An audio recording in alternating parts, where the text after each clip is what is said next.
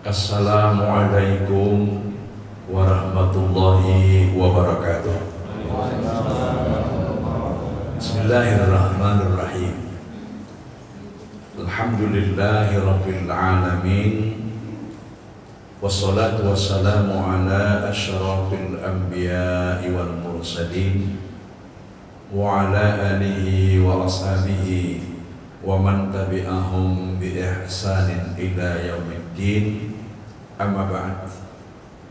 Qala Allah Ta'ala fi kitabil karim, a'udzu billahi minasy syaithanir rajim. Bismillahirrahmanirrahim. Qad aflahal mu'minuna alladzina hum fi salatihim khashi'un. Summa qala Allah Ta'ala aidan fi ayatil ukhra. Bismillahirrahmanirrahim. Wa'mur ahlaka bis sholati wastabir 'alaiha la nas'aluka rizqa nahnu narzuquka wal 'aqibatu littaqwa. Shadaqallahul 'adzim. Summa qala Rasulullah sallallahu alaihi wasallam, sholatul jamaah afdalu min sholatil fardhi bi 27 darajatin.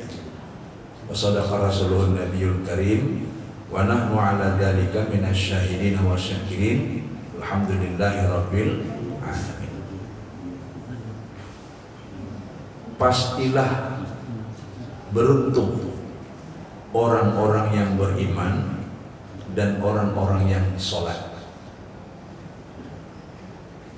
Surah Al-Mu'minun ayat 1-2. Suruhlah keluargamu, ajaklah keluargamu, perintahkanlah keluargamu menegakkan sholat. Sabarlah di dalam tugas dan proses mengajak sampai mereka mau sholat dengan taat. Kami tidak meminta rezeki kepadamu, tetapi kamilah yang memberi kamu rezeki. Allah berikan yang terbaik balasan kepada orang-orang yang bertakwa. Surah Toha ayat 132, firman Allah dalam Al-Quran. Mengerjakan salat berjamaah lebih afdal 27 kali lipat daripada salat sendiri. Hadis sahih riwayat Bukhari dan Muslim. Maha benar Allah dan benarlah Rasulullah. Ibu-ibu, bapak-bapak, jamaah sholat subuh dan pencinta majelis taklim dalam kajian tasawuf bersama saya Buya K. Haji Amir bin MS dengan tema pagi ini multi profit orang beriman, subtema indahnya sholat. Yang saya hormati dan insya Allah semua kita dirahmati, diberkahi dan dimuliakan Allah Subhanahu wa Ta'ala. Mari kita bersyukur kehadiran Allah Subhanahu wa Ta'ala.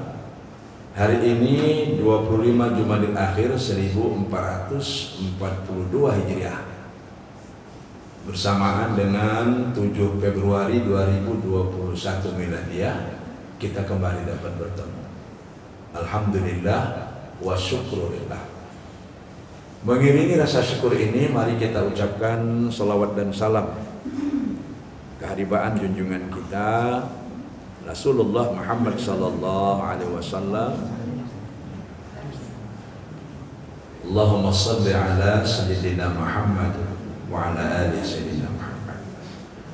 Orang yang beriman meyakini adanya pencipta alam.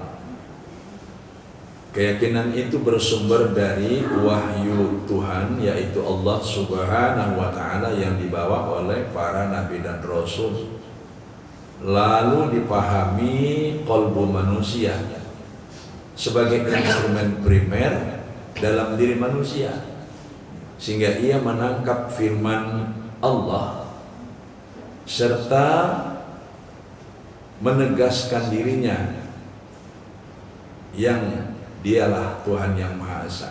Firman Allah yang menegaskan dirinya, dialah Allah Tuhan yang Maha Esa. Kalau ayat pertama surah Al-Mu'minun tadi menyebutkan qad aflahal mu'minun, perlu kita ketahui dan kita pahami perbedaan orang beriman dengan beragama. Beriman pasti beragama, insya Allah beragama Islam. Tapi beragama belum tentu beriman menurut perspektif Islam. Beriman dalam Islam adalah mengakui Allah Tuhan, la ilaha illallah. Pengakuan ini al-imanu ma'rifatun bil qalbi wa iqrarun bil lisani wa amalun bil arkan. Beriman karena kenal kepada Allah dengan qalbu. Kalau mengenalnya dengan panca indera, tentu Allah laisa kamitslihi syai'un, tidak ada yang dapat disamakan, dimisalkan dengan Allah. Nggak ada apa ditangkap panca indera. Dengan akal juga begitu. Mungkin manusia bisa sampai pada tingkat meyakini Tuhan pencipta alam ini ada. Only that. But who is the creator? Siapa penciptanya itu? The name and what is he? Namanya siapa dan kayak apa dia tidak dapat dijangkau oleh akal.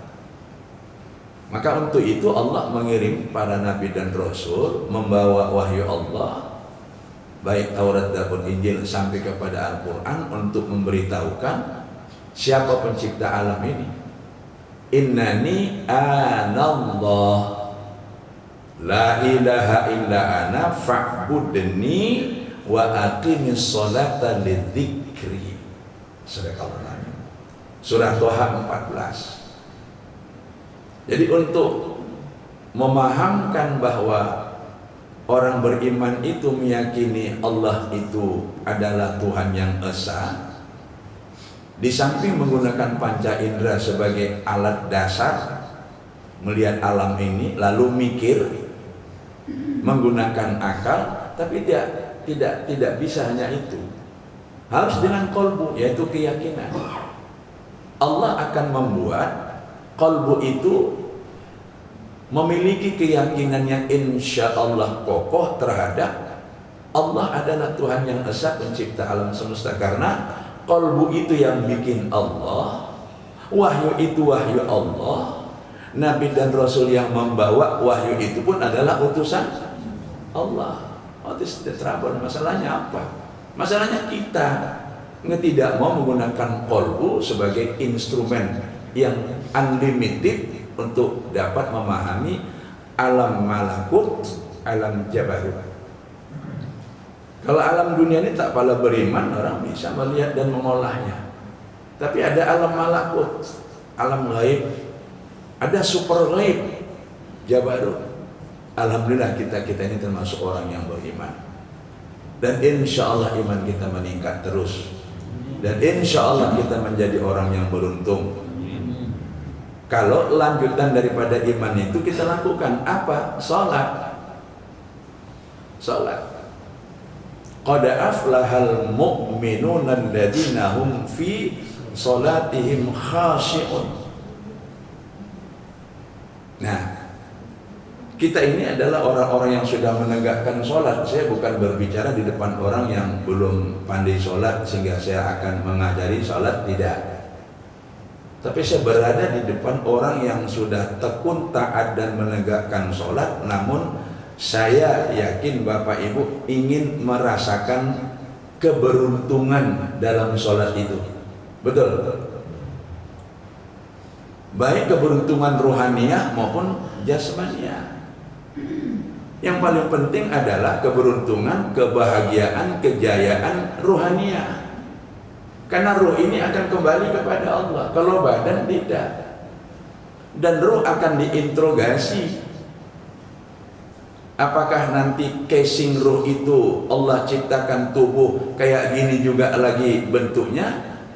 Allah menerangkan di surah Yasin, kalau Allah bisa bikin penciptaan pertama manusia kayak gini bentuknya di dunia, ada ruh, ada tubuh, apa susahnya bagi Allah untuk menciptakan ulang di akhirat nanti mungkin kayak gini atau lebih dari ini. Kalau menurut yang kita pahami nanti lebih indah dari yang di sini.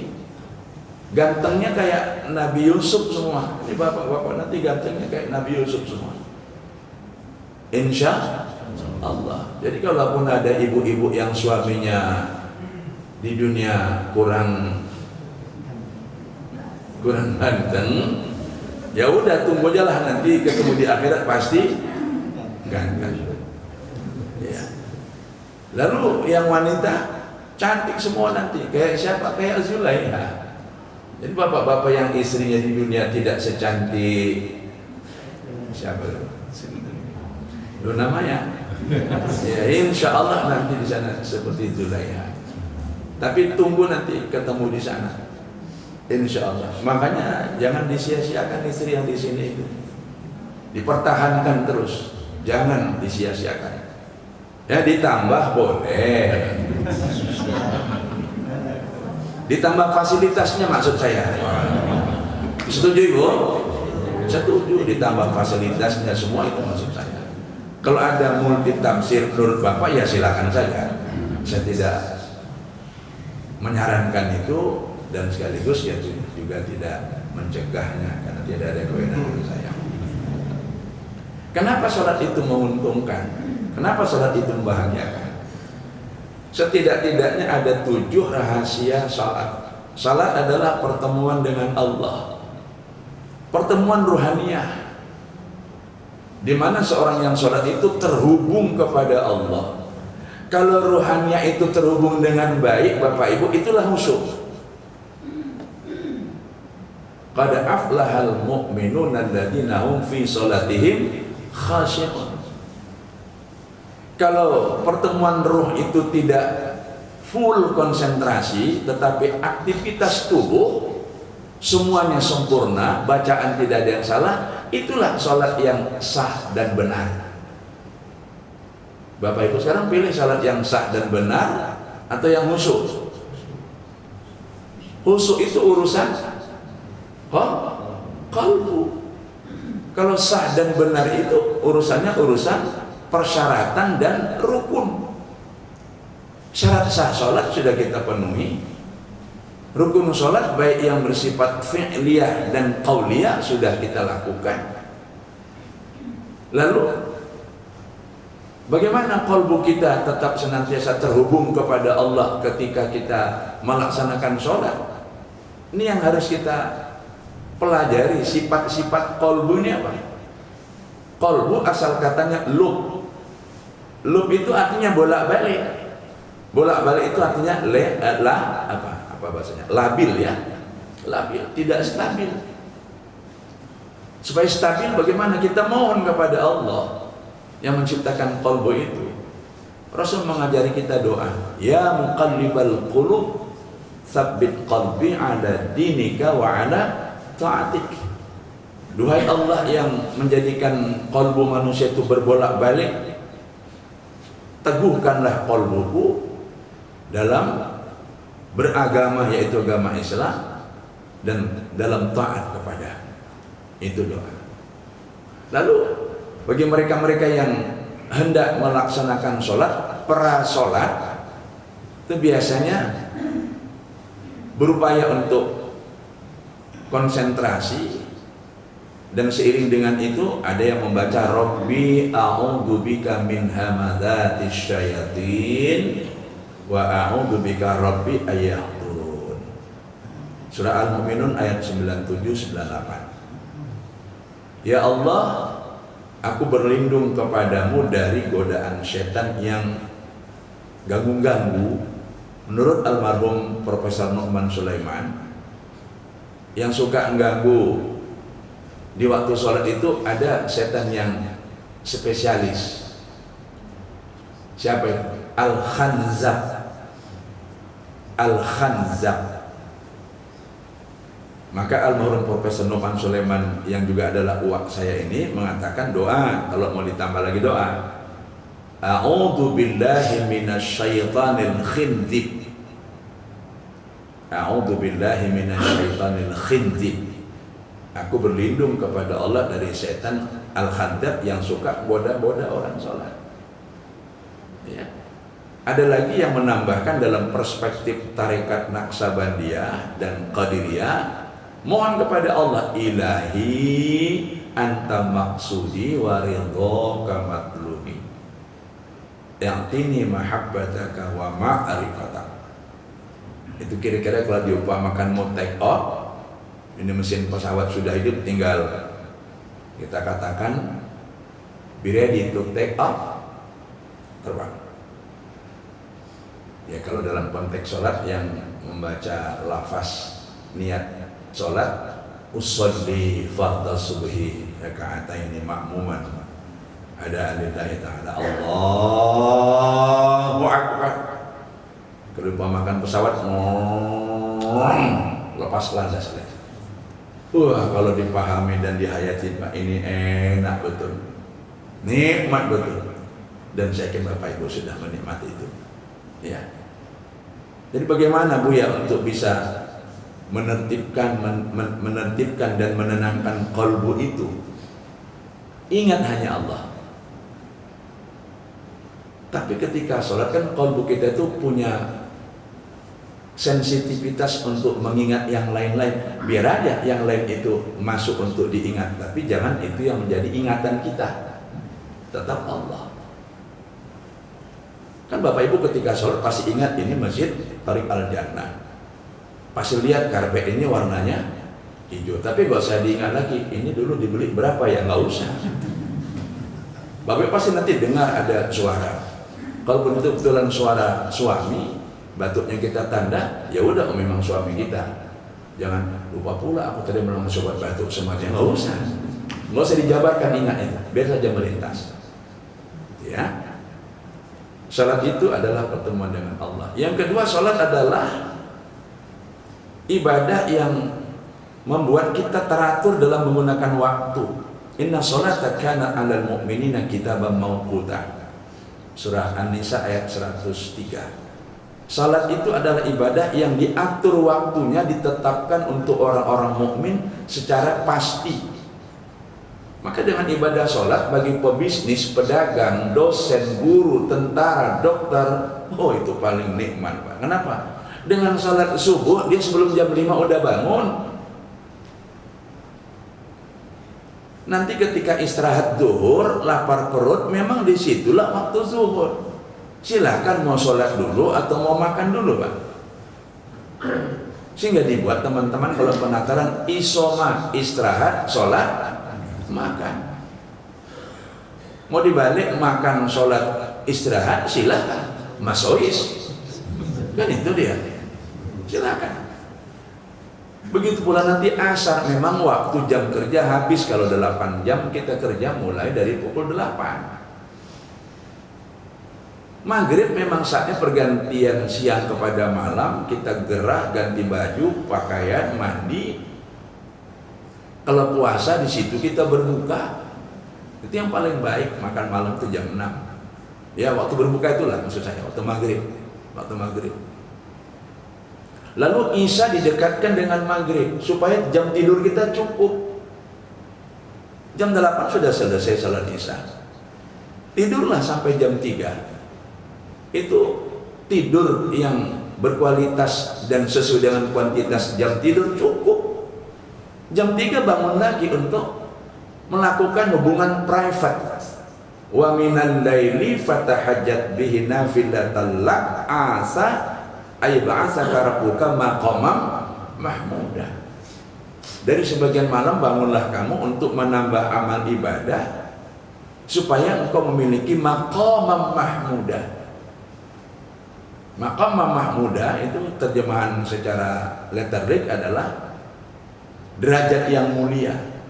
Tapi dalam perspektif tasawuf, derajat yang mulia terutama derajat Nabi Muhammad SAW yang kita panuti, di mana beliau nanti di yaumil mahsyar dalam kitab tafsir dijelaskan memang ada nanti Pak satu stage yang namanya maqamam mahmudah. Para nabi dan rasul semua kepingin ke situ. Nabi Adam bilang, ya Allah, aku di situlah supaya umatku nanti juga bisa dekat dengan aku di situ. Kata Allah Ta'ala, kelebihanmu apa Adam? Terus sampai kepada Nabi Isa, ya Allah, akulah yang di situ, maqam mahmudah itu. Kelebihanmu apa Sah? Baru Nabi Muhammad tidak meminta, tapi Muhammad, kamu bagaimana? Terserah engkau ya Allah. Kamu di situ. Yang lain nanya, apa kelebihan Muhammad? Rupanya, innallaha wa malaikatahu yusalluna 'alan nabi ya ayyuhalladzina amanu sallu 'alaihi wa sallimu taslima. Surah Al-Ahzab. Mohon dicek ayatnya 56 atau 62. Sesungguhnya Allah dan para malaikat bersolawat kepada Nabi Muhammad SAW. Maka wahai orang-orang beriman, ucapkan solawat dan salam kepadanya. Umat nabi-nabi dan rasul terdahulu tidak sama dengan umat Nabi Muhammad, di mana umat Nabi Muhammad ini enggak ketemu dengan nabinya sudah ribuan tahun, dia di belakang hari lahir masih bersolawat kepada Nabi Muhammad SAW. Allahumma salli ala Sayyidina Muhammad. Itu kelebihan engkau ya Muhammad. Udah kamu di situ, maka mahmudah. Kita insya Allah akan mendapat kesempatan untuk merapat. Kenapa? Dipanggil umat Muhammad mana? Kita pun kumpul insya Allah. Itu rajinlah tahajud, membuat kita sehat. Saya sudah titip pada panitia ada 2 temuan ilmiah tentang gerakan sholat. Ini yang nomor 3. Salat adalah menjaga kesucian, kebersihan, dan keindahan lahir batin. Ini nomor 3 ya. Yang akan saya bilang tadi nomor 4 itu. Ini ada di surah Al-Maidah ayat 6. Bapak Ibu di samping yang menjabarkan ini ada sebenarnya uraian, tapi terlalu panjang tertulis, silakan nanti dibaca. Bahwa orang yang sholat itu terjamin kesuciannya, kebersihannya, kerapiannya, keindahannya, keharumannya, kegantengannya. Nggak ada Bapak Ibu orang yang berpakaian sebegitu rapi kecuali pakaian sholat. Masalah style potongan warnanya apa, itu terserah Bapak. Stylenya ialah gunting Cina atau baju koko atau teluk belanga, silakan. Kalau Bapak boleh pakai gunting Cina, kenapa Bapak boleh aku pakai gunting Arab? Ini kan gunting Arab Pak. Bapak bahannya mau stylenya batik, silakan. Modelnya model apa boleh? Jas Jawa itu apa namanya? Silakan saja. Tapi indah, rapi, harum, wangi, suci, bersih, menutup aurat. Surah Al-Maidah ayat 6. Lalu yang saya katakan tadi, salat adalah ibadah yang mengatur gerakan fisik. Ya. Itu ada di beberapa surah, terutama di surah Al-Baqarah. Ya.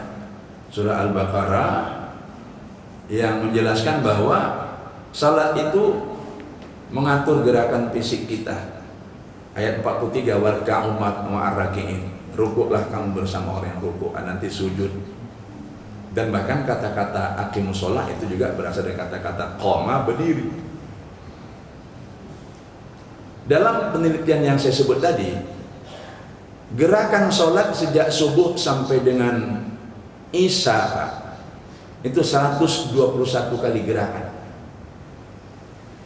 Lalu dalam penelitian yang ada gambar gerak badan itu, lalu otot-otot kita, daging kita, usus kita ikut melakukan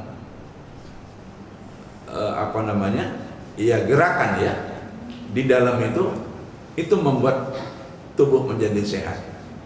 Inilah mungkin yang dimaksud oleh Imam Al-Ghazali dalam kitab Ihya Ulumuddin. Rasulullah mengatakan ada 360 otot di badanmu. Tercukupi olehnya dengan mengerjakan sholat sunat 2 rakaat saja, terutama sholat sunat duha. Jadi kalau dengan sholat 2 rakaat saja pun otot kita di badan kita ini sehat, apalagi 17 rakaat, 121 gerakan. Indah luar biasa salat itu bagi kesehatan maupun bagi keindahan tubuh kita. Mohon maaf Bapak Ibu, mohon ampun ya Allah. Saya apabila agak naik sedikit asam urat saya salat sunat tasbih. Tapi saya salat sunat bukan karena menghilangkan asam urat. Saya rasakan hikmahnya itu maksud saya. Di rakaat pertama tuh kadang kaki itu telapaknya tuh masih tegang sakit. Rakaat kedua, ketiga, keempat udah nyaman. Kan 300 tasbih 4 rakaat. Itu maka saya buat bersama jamaah salat sunat tasbih, zikir dan sebagainya di masjid kita yang tadi ada gambarnya di depan. Itu masjid kita, Pak. Alhamdulillah. Bapak Ibu yang belum ke sana saya undang tanggal 28 atau tepatnya minggu keempat kita tetap melaksanakan tausiah, zikir dan doa akbar di sana. Untuk bulan ini kita sekalian dengan wisuda anak-anak tahfiz kita, program 6 bulan hafal 30 juz. Alhamdulillah sudah hafal mereka dan semuanya free. Mohon Bapak Ibu catat waktunya, bila berkenan tanggal 28 Februari akan datang. Sekaligus kita soft opening pesantren kita. Ya Bapak Ibu doakan dan Bapak Ibu dukung sudah selesai. Pak Haji Sumarno ketua kita. Ini karena pakai masker jadi kadang-kadang udah nampak, udah ketemu, udah selesai. Ya, kita soft opening saja nanti tanggal 28 itu. Sekaligus pembukaan pelatihan zikir nafsun mutmainnah. Apa ini? Apa yang sedang saya ceramahkan sekarang akan bisa dihayati kalau kita sengaja melakukan latihannya. Saya bimbing dan ustadz-ustadz yang lain. Kita ambil dulu 3 hari untuk tahap pengenalan. Nanti ketika saya bimbing salat sunat tahajud malam sebelumnya salat taubah, lalu saya bilang, Pak, mandi sunat taubat dulu pakai jeruk ya. Enggak dijelasin nanti, Pak, repot. Kok pakai jeruk-jeruk pula gue ini? Udah agak setengah dukun juga gue ini kurasa. Pada logikanya jeruk, terutama jeruk purut itu tumbuh di tanah, Allah tumbuhkan. Menurut riwayat itu adalah merupakan tanaman Siti Fatimah. Ibu-ibu juga mencuci piring pakai mama. Udahlah, nggak usah nanti teriklan enak kali dia. Kayak itu. Kenapa nggak pakai rinso? Kenapa nggak pakai sabun Lux? Kenapa pakai jeruk? Kalau sabun yang kita pakai itu, Pak, dibuat oleh pabrik dengan bahan-bahan kimia, nggak dijamin itu bahan-bahan itu semuanya halal. Kita mau mensucikan badan lahir batin, mandinya pakai sabun buatan pabrik, made in, sambung sendiri lah, made in apa? Belum ada made in Saudi Arabia, belum ada made in Turki, belum ada, yang ada made in. Nah itulah, Bapak ini bilang made in China katanya. Saya nyambungkan yang belum bilangnya. Siapa yang menjamin itu halal? Maka jeruk itu kita pakai karena dia alami. Tapi Buya yang di Sunggal itu kan pakai jeruk juga, tambah kembang itu mandi malam Jumat Kliwon. Untuk apa? Ya katanya supaya berhasil. Loh, kalaupun ada persamaan, tapi tidak berarti tujuannya sama. Ibu pernah pegang pisau? Bu, pernah atau sering? Itu begal malam itu yang mengapa orang kereta apa namanya itu merampok sepeda motor itu paling tidak itu bawa pisau untuk apa? Untuk mencelakakan, untuk membegal, untuk membunuh. Jadi dia pegang pisau itu untuk membunuh, Pak. Jadi ibu pegang pisau untuk merajang tomat, kacang, berambang, cabai. Kalau ibu nggak pegang pisau nggak ada makan siang. Jadi tidak selamanya benda yang sama, tujuan yang sama. Kalau ibu sudah megang pisau di dapur, apalagi kita lihat dia pulang belanja, tunggulah jam 11 pasti sudah tercium bau harum. Apa? Masak sop dia.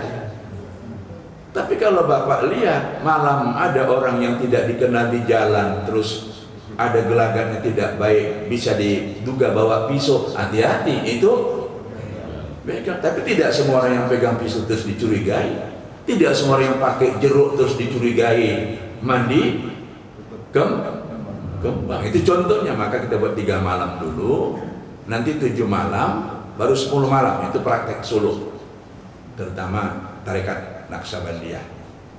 Bapak Ibu yang berbahagia, apa rahasia salat lagi? Yang kelima, salat adalah apa ini, merah deh,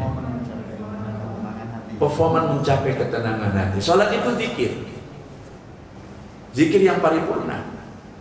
Maksudnya apa, Bu ya? Semua ikut berzikir. Badan kita, lidah kita, hati kita. Badan ini banyak anggotanya, Pak. Ada tangan, ada kaki, ada kepala. Kepala banyak anggotanya, Pak. Rambut. Rambut Bapak Ibu berapa helai? Oh, tak terhitung. Ikut berzikir semua itu dengan kita salat itu. Ya. Yang keenam, salat adalah momen ketemu dengan saudara seiman. Inilah berjamaah. Yang saya baca hadisnya di depan tadi, salat berjamaah lebih afdal daripada salat sendiri dengan kelipatan value, reward 27 kali lipat. Lalu yang ketujuh, yang sudah saya sebut tadi itu, salat adalah merupakan ibadah yang dengan itu kita terhubung kepada Allah. Lalu Allah adalah pencipta, pemilik, penguasa alam semesta. Jadi kalau kita di alam ini difasilitasi oleh Allah, nggak mau ikut peraturan Allah, kan aneh tuh. Tadi saya dengar ada undangannya. Kita diundang oleh Ibu Polan. Terus kita disediakan fasilitas. Kita nggak mau ikuti fasilitas yang ada. Tuan rupanya kan tidak nyaman. Misalnya kita dikasih tempat duduk yang spesial pakai kursi semua, tapi dijarangin untuk menjaga 3M ya, mencuci tangan, pakai masker, lalu menjaga jarak. Terus kita rapat-rapatin, kenapa? Aku mau ngobrol sama dia. Itu tuan rumah kan tidak nyaman. Bagaimana pula kita di muka bumi ini milik Allah, lalu kita suka-suka tidak ikut aturan. Kan itu. Sebaliknya kalau kita dekat kepada Allah yang menciptakan alam dan seluruh isinya, di mana di situ ada gudang rezeki. Saya mengumpamakan dalam makalah yang ditulis itu, kalau kita ini tukang kail, lalu Allah sediakan kolam pancing, kolam ikan yang begitu banyak ikannya, kita mengkail ikan di situ, tapi kenal dengan yang punya kolam, enak apa enggak? Enak. Begitu datang karena ada CCTV, yang punya kolam bilang kepada petugas, gas, satgas, siapa itu? Malaikat, arahkan dia mancing ke sana. Kenapa? Di situ lubuknya dalam, ikannya banyak dan besar-besar. Tapi proses mencari rezeki secara teknis dan administrasi serta ilmu ya tetap. Jangan nanti Bapak Ibu, Bu ya, ada orang yang tak sholat tapi rezekinya banyak. Tapi ada yang rajin sholat rezekinya sedikit. Yang salah ini sholatnya atau cara cari rezekinya? Cara mencari rezekinya. Kalau begitu cara sholat dipelajari dengan benar dan sudah kita pelajari.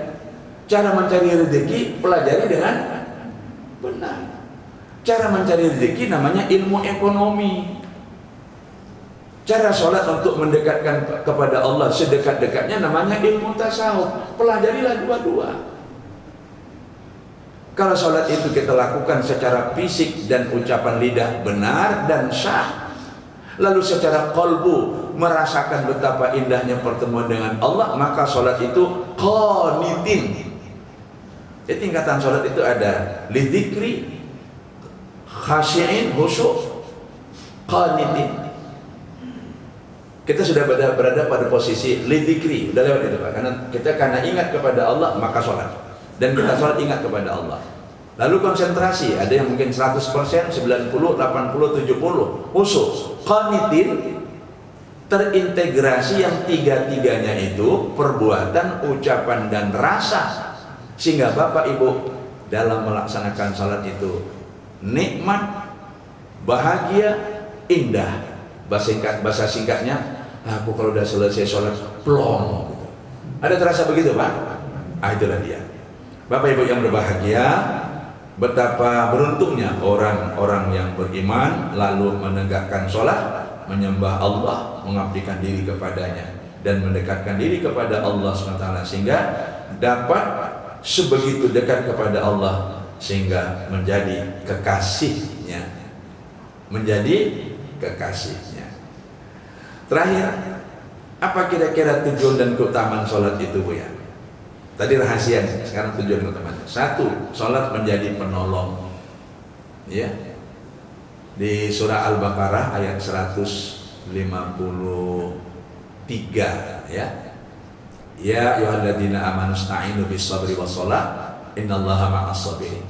Wahai orang-orang yang beriman, tegakkanlah salat dan sabarlah. Ya, mohonlah pertolongan kepada Allah dengan salat dan sabar. Lalu salat mencegah perbuatan keji dan munkar. Al-Ankabut 45. Utlu ma uhiya ilaika minal kitabi wa aqimis shalah inna sholata tanha 'anil fahsya wal munkar. Insyaallah orang yang salat menjadi tameng baginya untuk terhindar dari perbuatan yang munkar. Ada teman saya dulu di Rut, mohon maaf, dia tetap pakai lobe.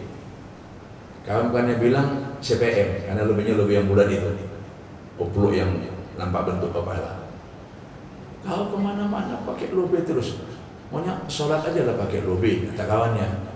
Ini kan rapat begini sama menteri, ini sama aku rem. Kawannya belum paham juga, rem. Apa rem?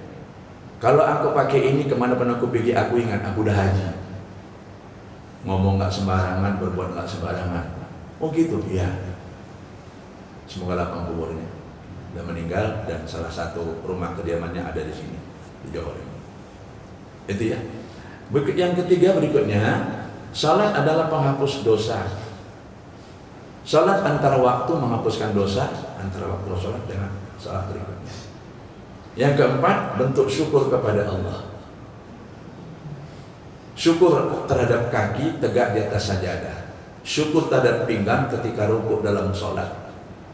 Syukur kepada otak, maaf, ketika sujud, dan seterusnya.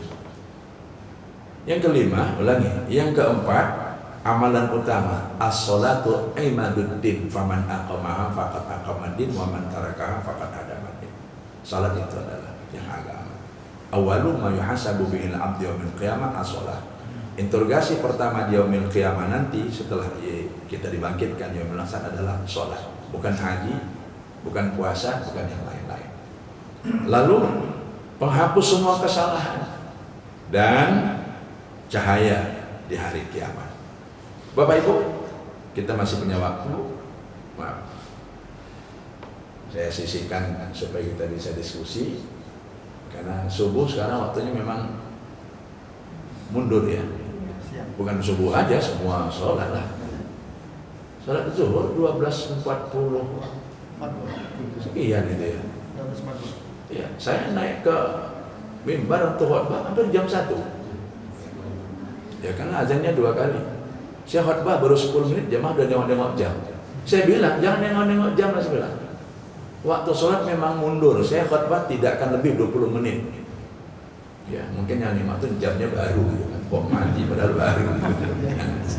Silakan Bapak yang ingin diskusi, ya, saya masih punya waktu. Apakah yang terkait dengan masalah multi profit orang-orang beriman khususnya sholat, karena di ayat 1 sampai 11 surah Al-Mu'minun itu Pak, ada lagi nanti yang akan kita sambung, tapi hari ini qad aflahal mu'minun alladzina hum fi sholatihim khashi'un. Terima kasih. Mohon maaf wabillahi taufiq wal hidayah. Wassalamualaikum warahmatullahi wabarakatuh.